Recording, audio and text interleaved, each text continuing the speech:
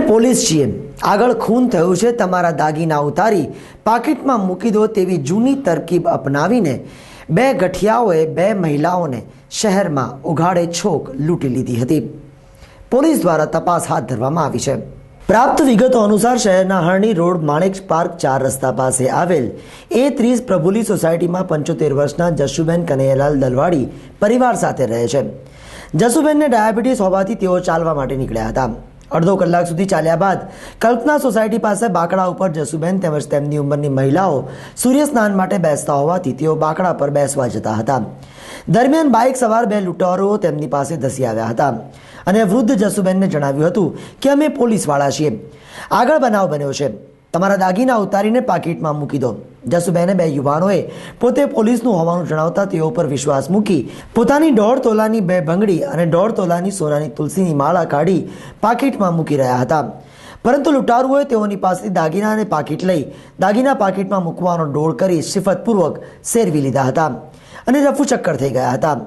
દરમિયાન જશુબેને બનાવની જાણ પરિવારને સાથે રાખી સિટી પોલીસ મથકમાં કરી હતી। રોડ પર જ ચાલતી હતી, બે જણ આવ્યા ને તો કે આમ આવો આમ આવો, મેં કહ્યું શું છે? તો એ કે અહીંયા સોનું ચોરાયું। તો મેં કહ્યું મારી ઘેર જતી રહું છું। થી ના ઉભા રહો પછી કે આ ગળાનું કાઢો। મેં કહું મારા ઘેર અહીંથી જતી રહું છું, અહીંયા જ છે મારું ઘર। તો કે ના એવું મારી ઘેર જતી રહું છું। તો કે ના એ લીધું મારા હાથમાં જ રાખ્યું, પછી કે બંગડી કાઢો। મેં કહું મારા ઘેર જ જતી રહું છું અહીંથી। તો કે ના બંગડી કઢાવી પછી મારા હાથમાં રાખી। એ ભાઈએ બીજા ભાઈની પાસેથી ગજવામાંથી કાગળ કઢાવ્યો, આમાં બાંધી આલું, બાંધ્યું પછી આમ આમ કરીને કરી આવેલું। પછી મને થયું મારી બંગડી આમ આમ કંઈ દેખાતી નથી। ખોલ્યું ને તો કાગળની મેં લાંબા લાંબા હરેકડા। પછી મેં બૂમો પાડી મારું કોઈ લઈ ગયું, મારું કોઈ લઈ ગયું। તે કચરાવાળા ભાઈ હતા ને એ મેં કહ્યું મારી ઘેર કહ્યા કહેવા ગયા ને એ તો જતા રહ્યા, કશું જ નહીં। અમે પોલીસ એક સામે ભાઈ ઊભા હતા ને એમને બોલાયા, અહીંયા તો તમારા ગળામાંથી અછોડો કાઢો, અહીંયા એ છે, કાઢીને એમને કાગળ આવેલો ને એની મેં બાંધી દીધું। શું થયું પછી? તો બીજી તરફ ગોત્રી અયપ્પા મંદિર પાસે આવેલ 14 કિશન ડુપ્લેક્સમાં પરિવાર સાથે રહેતા ચિત્રાબેન ઇન્દ્રવદનભાઈ દરજી સવારે 9 કલાકે પોતાના વિસ્તારમાં આવેલ મહાદેવના મંદિરે દર્શન કરવા માટે જઈ રહ્યા હતા। દરમિયાન વાસણા રોડ પર બે યુવાનો વૃદ્ધ ચિત્રાબેન દરજી પાસે ધસી આવ્યા હતા અને જણાવ્યું હતું કે અમે પોલીસવાળા છે, ગઈકાલે એટલે કે મંગળવારે ખૂન થયું હતું, પોલીસની તપાસ ચાલુ છે, તમારા દાગીના કાઢીને પાકીટમાં મૂકી દો। વૃદ્ધ ચિત્રાબેને બંને યુવાનોને પોલીસની ઓળખ આપતા તેમના પર વિશ્વાસ મૂકી પોતાની 22 ગ્રામ વજનની બે બંગડી હાથમાંથી કાઢી પાકીટમાં મૂકી રહ્યા હતા। તે જ સમયે ગઠિયાઓએ તેઓની પાસેથી બે બંગડી અને પાકીટ લઈ પાકીટમાં મૂકવાનો ડોળ કર્યો હતો અને વૃદ્ધાની નજર ચૂકવી બે બંગડીઓ સિફતપૂર્વક સેરવી લઈ રફુચક્કર થઈ ગયા હતા। મંદિરે પહોંચ્યા બાદ ચિત્રાબેને પાકીટ જોતા બંગડીઓ જણાઈ ન હતી।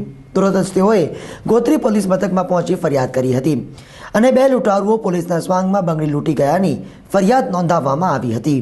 પોલીસે જશુબેન અને ચિત્રાબેન દ્વારા આપવામાં આવેલા વર્ણનના આધારે લૂંટારુઓની તપાસ હાથ ધરી છે। મંદિરે કાશી વિશ્વનાથનું મંદિર છે, ત્યાં જતી હતી। આપણે વોર્ડ નંબર 11 પહેલાં આવે છે, ઘડિયાળ સર્કલથી પહેલાં આવે છે કાશી વિશ્વનાથનું મંદિર, તમને ખબર હોય તો।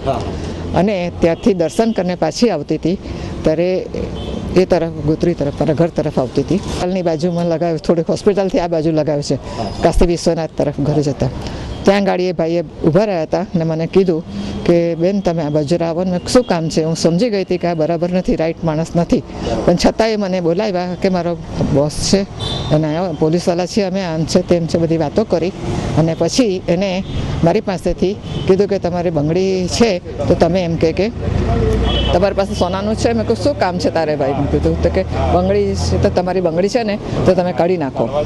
તમે કઈનું હાથના મારો હાથ છે દબાવી દઈશ। તો એ કહે કે ના ના તમે કાઢીને મૂકી દો। પછી એ પોતાને જાતે જ કાઢવા માંડ્યો, એટલે મેં ના પાડી, મારા જાતે હું કાઢી લઈશ, તારે કાઢવાની કંઈ જરૂર નથી।